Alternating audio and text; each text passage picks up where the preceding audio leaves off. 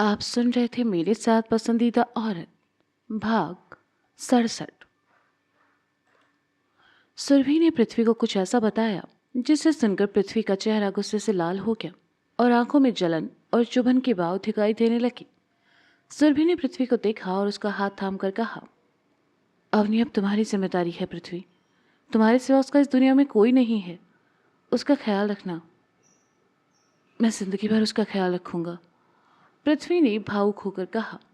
सुरभि ने देखा कि उसके जाने का समय हो गया है तो उसने पृथ्वी से बाय कहा और जाने लगी। तो पृथ्वी ने उसे देखकर आवाज रोका और उसके पास आकर उसे गले लगाकर कहा, थैंक यू सुरभि। तुम नहीं होती तो शायद मैं अवनी से कभी मिल ही नहीं पाता। हमारी कहानी का सबसे अहम किरदार तुम हो। अपना ख्याल रखना और हाँ, हमेशा ऐसे ही रहना, बेबाक, मुंहफट और जिंदा दिल। ओ पृथ्वी, बस करो, अब तुम मुझे इमोशनल कर रहे हो, सुरभि ने रुआसा होकर कहा। तो पृथ्वी उससे दूर हटा और उसका सर थपथपा कर कहा, यहां से जाने के बाद अपने लिए कोई अच्छा सा लड़का देख लेना जो तुम्हें झेल सके। सुरभि ने सुना तो पृथ्वी के सीने पर मारते हुए कहा, आह तुम कितने बुरे हो।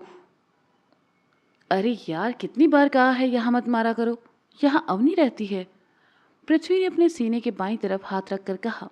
तो सुरभि हंस पड़ी और फिर पृथ्वी को बाय बोलकर चली गई।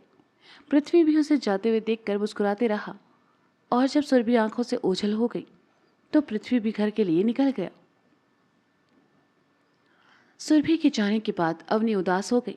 2 दिन से जो घर में रौनक थी वो एकदम से गायब हो गई और घर सूना सूना सा लगने लगा। अवनी ने घर की सफाई की और नहाने चली गई। किचन में आकर वह पृथ्वी के लिए टिफिन और नाश्ता बनाने लगी। अवनी ने लंच बनाया और चटनी बनाने लगी। आज उसने नाश्ते में स्टफ्ड इडली बनाई थी। अवनी ने इडली पकने के लिए इडली मेकर में रखा और चटनी बनाकर साइड में रख दी। फ्री होकर अवनी ने अपने लिए चाय चढ़ा दी। तभी डोरबेल बजी। पृथ्वी होगा सोचकर अवनी जल्दी से दुपट्टे से गीले हाथ पहुँचते हुए किचन से बाहर आई और दरवाज़ा खोला तो सामने खड़े हिमांशु को देखकर थोड़ी हैरान हुई और कहा, आप? पृथ्वी घर पर है क्या अवनी? हिमांशु ने पूछा। नहीं, वो सुरभि को छोड़ने एयरपोर्ट गए हैं। आप बाहर क्यों खड़े हैं? अंदर आइए ना, वो बस आने ही वाले हैं, अवनी ने साइड होकर कहा। तो हिमांशु अंदर चला आया और कहा, मैं सुबह से उसे फ़ोन कर रहा हूँ लेकिन उसका फ़ोन नहीं लग रहा, इसलिए मुझे खुद यहाँ आना पड़ा। उनका फ़ोन कल पानी में गिरने की वजह से ख़राब हो गया है। आप बैठिए, मैं आपके लिए चाय लेकर आती हूँ, अवनी ने कहा। वैसे तुम्हारी दोस्त इतनी जल्दी क्यों चली गई? उसे होली तक रुक जाना चाहिए था, तुम्हारा भी मन लग जाता, हिमांशु ने सोफे पर बैठते हुए कहा। उसके घर से फ़ोन आ गया था और फिर त्योहार तो अपने ही घर में अच्छे लगते हैं ना भैया, इसलिए वो चली गई, अवनी ने धीरे से कहा और किचन की तरफ चली आई। हिमांशु ने उसे जाते हुए देखा और मन ही मन खुद से कहा, हाँ सही कहा तुमने, त्योहार अपने ही घर में अच्छे लगते हैं, इसीलिए तुम्हें लेने आया हूँ ताकि यहाँ आने के बाद पहला त्योहार तुम अपने नए परिवार के साथ मनाओ। अवनी ने हिमांशु के लिए कप में चाय छानी और साथ में एक प्लेट में कुछ मच्छी और स्नैक्स रखकर बाहर चली आई। उसने ट्रे हिमांशु के सामने रखी और एक तरफ खड़ी हो गई। हिमांशु ने देखा तो कहा, तुम्हारी चाय कहाँ है? अंदर है, अवनी ने धीरे से कहा। जाओ लेकर आओ, हिमांशु ने चाय का कप उठाकर कहा। अवनी किचन में गई और अपनी चाय ले आई तो हिमांशु ने कहा, बैठो। आप बड़े हैं, मैं आपके बराबर कैसे बैठ सकती हूँ, अवनी ने कहा। अवनी, हमारे घर में भाइयों के बीच ये सब नहीं चलता।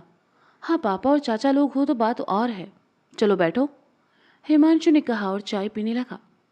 हिमांशु के खुले विचार अवनी को बहुत पसंद आए। वह साइड में रखे सिंगल सोफे पर आ बैठी और अपनी चाय पीने लगी।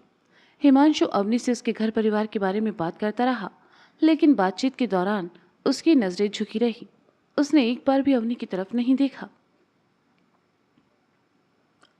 चाय पीने के बाद अवनी सभी बर्तन लेकर किचन में चली गई और हिमांशु उठकर पृथ्वी का घर देखने लगा, जिसमें एक एक चीज बहुत ही करीने से सजाई हुई थी। हिमांशु बालकनी में चला आया और जब उसने बालकनी का बदला हुआ नजारा देखा तो हैरान रह गया। जो बालकनी इस पूरे घर का सबसे गंदा हिस्सा थी, वही बालकनी अब सबसे साफ और खूबसूरत नजर आ रही थी। हिमांशु मुस्कुराते हुए वापस घर में चला आया और अवनी से कहा, अवनी, तुमने तो इस घर का नक्शा ही बदल दिया। सच, पहले ये सिर्फ एक मकान था, इसे घर तुमने बनाया है। सिर्फ मैंने नहीं, मैंने और पृथ्वी दोनों ने मिलकर इस मकान को घर बनाया है, अवनी ने धीरे से कहा। हिमांशु ने सुना तो मुस्कुरा उठा और कहा, अब समझ आया हमारा लड़का तुम्हारी इतनी तारीफ क्यों करता है। वैसे वो है कहाँ, अभी तक आया नहीं, और मुझे ऑफिस भी जाना है। हिमांशु के कहते ही डोरबेल बजी और अवनी की आंखें चमक उठी। इस बार पृथ्वी ही होगा सोचकर अवनी ने दरवाज़ा खोला और उसका चेहरा खिल उठा। सामने पृथ्वी ही खड़ा था। अवनी को मुस्कुराते देखकर पृथ्वी के दिल को एक राहत मिली, वरना सुरभि ने उसे जो कुछ बताया उसके बाद से ही उसका मन बहुत बेचैन था। पृथ्वी अंदर आया तो अवनी ने कहा, हिमांशु भैया आए हैं, तुमसे कुछ बात करना चाहते हैं। हिमांशु भैया यहाँ क्या कर रहे हैं? पृथ्वी धीरे से बड़बड़ाते हुए हॉल में आया और हिमांशु को देखकर कहा, आप सुबह सुबह यहाँ क्या कर रहे हैं? तुमने ही कहा था मुझसे कि अवनी बहुत अच्छा खाना बनाती है, तो मैंने सोचा क्यों ना आज ट्राई किया जाए, हिमांशु ने कहा। पृथ्वी ने सुना तो हिमांशु ने पृथ्वी को देखा और फिर हंसते हुए कहा, मजाक कर रहा हूँ यार, बैठो, मुझे तुमसे कुछ बात करनी है। पृथ्वी ने सुना तो सोफे पर आ बैठा और कहा, कहिए। हिमांशु ने पृथ्वी को सब बताया और कहा, घर वाले चाहते हैं कि इस बार होली अवनी यहाँ न रहकर मेरे घर में रहे। अवनी कहीं नहीं जाएगी, पृथ्वी ने कठोरता से कहा। पृथ्वी की बात सुनकर हिमांशु ने पास ही खड़ी अवनी की तरफ देखा और फिर पृथ्वी से कहा, पृथ्वी, तुम जानते हो ना ये रस्म हमारे घर में सालों से चली आ रही है। शादी की पहली होली लड़की अपनी सास और अपने पति के साथ नहीं रहती है। तुम्हारे और अवनी के पास ये एक अच्छा मौका है घर वालों की नाराज़गी दूर करने का। और फिर टेंशन क्यों लेते हो, मैं और साक्षी है ना वहाँ, मैं अवनी का ख्याल रखूंगा। पृथ्वी ने सुना तो सोच में पड़ गया। 2 दिनों से अवनी को खुद से दूर भेजना कितना मुश्किल लग रहा था, सिर्फ वही जानता था।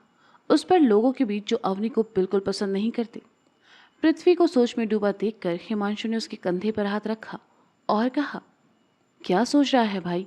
आई थिंक अवनी को वहाँ जाना चाहिए और मुझे पूरा विश्वास है कि अवनी वहाँ सबका दिल जीत लेगी। और क्या पता इसके बाद सब ठीक हो जाए और सब तुम्हें और अवनी को फिर से अपना ले। यही सही मौका है पृथ्वी। और रही बात तुम्हारी आई की, तो एक बार सब घर वालों ने अवनी को अपना लिया तो वो भी अपना ही लेंगी। वो सब तो ठीक है भाई, लेकिन वहाँ कोई भी अवनी को पसंद नहीं करता, मैं इसे कैसे भेज दूँ? पृथ्वी ने उदासी भरे स्वर में कहा। अवनी, अब तुम ही समझाओ इसे, कहते हुए हिमांशु उठा और बालकनी की तरफ चला आया। अवनी पृथ्वी के सामने चली आई और बड़े प्यार से कहा, पृथ्वी, तुम्हें एक बार हिमांशु भैया की बात माननी चाहिए। क्या पता इसके बाद सब सही हो जाए और तुम्हारे घर वाले तुम्हें माफ़ कर दे। बात वो नहीं है अवनी, मैं बस ये सोचकर डर रहा हूँ कि अगर वहाँ किसी ने तुमसे बदतमीजी की या कुछ बोला तो तुम तो इतनी सीधी हो कि पलटकर उन्हें जवाब भी नहीं दोगी। पृथ्वी ने अवनी की तरफ देखकर कहा, किसने कहा मुझे जवाब देना नहीं आता? मुझे बहुत अच्छे से जवाब देना आता है, बस डिपेंड करता है मेरे सामने कोई मेरा अपना है या मेरा गैर। अवनी ने कहा तो पृथ्वी खामोशी से उसे देखने लगा। मान जाओ ना पृथ्वी, रस्मों रिवाजों के लिए इसे मना नहीं करते, अपशकुन होता है। अवनी ने पृथ्वी के हाथ पर अपना हाथ रखकर कहा, तुम 2 दिन मुझसे दूर चली जाओगी। पृथ्वी ने उदास होकर कहा, पृथ्वी, मैं हमेशा के लिए थोड़ी जा रही हूँ, और फिर तुम्हारे लिए तो अच्छा है ना, 2 दिन तुम्हें यहाँ परेशान करने वाला कोई नहीं होगा। तुम पूरे बिस्तर पर अकेले फैल कर सो सकते हो, किचन के सिंक में जूठे बर्तन छोड़ सकते हो, गीला टॉवल घर में जहाँ मर्जी फेंक सकते हो, और कोई तुम्हें नहाने के लिए फोर्स भी नहीं करेगा। तुम्हारा जब मन करे तब तुम नहाना। अवनी ने मुस्कुरा कर कहा, लेकिन अवनी की ये बात पृथ्वी के सीने में किसी फांस की तरह चुभ रही थी। अवनी से दूर जाने के ख्याल से पृथ्वी बेचैन हो जाता था। अब तो उसे 2 दिन अवनी के बिना रहना उससे बिना मिले मुश्किल ही लग रहा था। सहसा ही ये सब सोचकर उसकी आंखों में नमी आ गई। ये देखकर अवनी ने कहा, तुम कहोगे तो मैं नहीं जाऊंगी। पृथ्वी ने आंखों में आई नमी को आंखों में ही रोक लिया और एक गहरी सांस लेकर कहा, तुम सच में वहां जाना चाहती हो? अगर मेरे वहां जाने से सब ठीक होता है तो मैं ज़रूर जाना चाहूंगी पृथ्वी। मेरे लिए तुमने कितना कुछ किया है, अब मेरी बारी है। अवनी ने पृथ्वी की आंखों में देखते हुए विश्वास भरे स्वर में कहा। पृथ्वी अवनी की आंखों में देखता रहा और फिर साइड में देखते हुए कहा, ठीक है, तुम जा सकती हो और होली के अगले दिन मैं तुम्हें लेने आ जाऊंगा, फिर चाहे कोई माने या ना माने। ठीक है, अवनी ने मुस्कुराकर कहा और हिमांशु के पास आकर उसे बताया कि पृथ्वी मान गया है। हिमांशु ने सुना तो खुश होकर पृथ्वी के पास आया और कहा, देखा पृथ्वी, इसके बाद सब ठीक हो जाएगा। पृथ्वी ने बुझे स्वर में कहा। उसका दिल अभी भी अवनी को खुद से दूर भेजने की गवाही नहीं दे रहा था। भैया बैठिए ना, मैं आप दोनों के लिए नाश्ता लगा देती हूँ, कहकर अवनी किचन में चली गई। नाश्ता करने के बाद पृथ्वी ऑफिस जाने के लिए तैयार होने कमरे में चला आया। हिमांशु भी दोपहर में अवनी से तैयार रहने का कहकर चला गया। किचन में खड़ी अवनी पृथ्वी का टिफिन पैक कर रही थी। उसने टिफिन पैक किया और लेकर बाहर चली आई। अवनी ने देखा कि पृथ्वी हॉल में नहीं है तो वह कमरे में आई। शीशे के सामने खड़ा पृथ्वी किसी गहरी सोच में डूबा था। अवनी उसके पास आई और कहा, पृथ्वी क्या हुआ, तुम अभी भी वही सब सोच रहे हो? अवनी की आवाज़ से पृथ्वी की तंद्रा टूटी और उसने अवनी की तरफ पलट कर कहा, नहीं, आज कुछ ज़रूरी मीटिंग्स है तो उन्हीं के बारे में सोच रहा था। वैसे हो सकता है आज शाम घर आने में मुझे देर हो जाए। मीटिंग्स के बारे में सोचकर खुद को परेशान क्यों करना, मैं जानती हूँ तुम कर लोगे। जिस तरह से तुम अपने काम को लेकर डेडिकेटेड हो, तुम्हें काम करते देखकर मुझे तुम्हारे लिए बहुत प्राउड फील होता है। अवनी ने प्यार से कहा। आज तक किसी ने मुझसे ये नहीं कहा अवनी, तुम पहली इंसान हो जो ये कह रही हो। पृथ्वी ने धीरे से मुस्कुरा कर कहा। गधे हैं सब, अवनी ने बड़ी सी मुस्कुराहट के साथ कहा तो पृथ्वी ने भी मुस्कुराते हुए अपना सर झटक दिया और अपना बैग उठाकर कहा, ठीक है, मैं चलता हूँ। मेरा फ़ोन बंद रहेगा क्योंकि मैं जाते हुए उसे सर्विस सेंटर पर देने वाला हूँ, तो अगर कुछ काम हो तो मुझे ऑफिस के फ़ोन पर फ़ोन करना। ठीक है, अवनी ने पृथ्वी के पीछे आते हुए कहा। और हाँ, हिमांशु भैया अपने लंच टाइम में तुम्हें लेने आएंगे तो तुम तैयार रहना। वैसे मैंने उन्हें तुम्हारा नंबर दिया है तो आने से पहले वो तुम्हें फ़ोन कर लेंगे। पृथ्वी ने हॉल में रखे टिफ़िन को उठाते हुए कहा। जी बिल्कुल, अवनी ने खुशी भरे स्वर में कहा। पृथ्वी का ये सब कहते हुए मन भारी तो हो रहा था, लेकिन फिर भी वह होठों पर ज़बरदस्ती मुस्कान लाकर बोला, और अवनी ने पृथ्वी की आंखों में देखते हुए पूछा, और अपना ख्याल रखना, मैं जल्दी ही तुम्हें लेने वापस आऊँगा। पृथ्वी ने उदास आंखों से अवनी को देखते हुए कहा। पृथ्वी की आंखों में उदासी देखकर अवनी ने कहा, अगर दोपहर के बजाय मैं शाम में तुम्हारे जाने के बाद वहां जाऊं तो चलेगा? नहीं, हो सकता है उसके बाद मैं तुम्हें वहां जाने ना दूं, इसलिए तुम दोपहर में ही निकल जाना, पृथ्वी ने कहा और दरवाजे की तरफ बढ़ गया।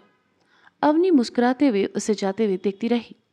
उसकी आंखों में नमी थी और सीने में मीठा सा दर्द, लेकिन ये मोहब्बत का दर्द था और आंखों में नमी खुशी की। इस दुनिया में कोई तो था जो अवनी से इतनी मोहब्बत करता था कि उसके दूर जाने के नाम से ही उदास हो जाता था। अवनी ने दरवाज़ा बंद किया और घर के कामों में लग गई ताकि जाने से पहले सभी ज़रूरी काम निपटा सके। Maurya private limited company, Navi Mumbai. Jaideep के कैबिन में बैठा पृथ्वी खामोशी से लैपटॉप पर किसी रिपोर्ट को चेक कर रहा था। उसने थोड़ी देर बाद लैपटॉप बंद किया और कहा, सर, क्या देसाई ग्रुप के साथ आज हमारी कोई मीटिंग है? हाँ बिल्कुल, लंच से पहले, जयदीप ने कहा। हमारी कंपनी की तरफ से उसे कौन अटेंड करने वाला है? पृथ्वी ने पूछा। तुम्हारी टीम से अंकित जा रहा है, जयदीप ने पृथ्वी की तरफ देखकर कहा। आज पृथ्वी कुछ ज़्यादा ही गंभीर और शांत नजर आ रहा था। देसाई ग्रुप के साथ आज की मीटिंग मैं अटेंड करूंगा, पृथ्वी ने सधे हुए स्वर में कहा। जयदीप ने सुना तो हैरानी से पृथ्वी को देखा और कहा, आर यू श्योर पृथ्वी? तुमने खुद मुझसे कहा था कि आगे से तुम कभी मिस्टर देसाई के साथ डील नहीं करोगी, फिर ये अचानक से, सब ठीक तो है ना? तुम कब से देसाई ग्रुप में इंटरेस्ट दिखाने लगे? Sir, be professional. मुझे सिर्फ इस डील में इंटरेस्ट है, मिस्टर देसाई और उनकी कंपनी में नहीं। पृथ्वी ने जयदीप की आंखों में देखकर कहा। ठीक है, मीटिंग फाइल तुम्हें अंकित से मिल जाएगी, जयदीप ने कहा और पृथ्वी के चेहरे की तरफ देखने लगा जिस पर कोई भाव नहीं था और वह अब भी बहुत शांत नजर आ रहा था। तो दोस्तों, क्या हिमांशु की बात पर भरोसा करके पृथ्वी कर रहा है कोई बड़ी गलती? पृथ्वी को उसके परिवार से वापस मिलवाने के लिए क्या देनी पड़ेगी अवनी को कठिन परीक्षा? आखिर क्यों अटेंड करना चाहता है पृथ्वी देसाई ग्रुप की मीटिंग? जानने के लिए सुनते रहिए पसंदीदा औरत मेरे साथ। नमः पार्वती पते हर हर महादेव शंभो।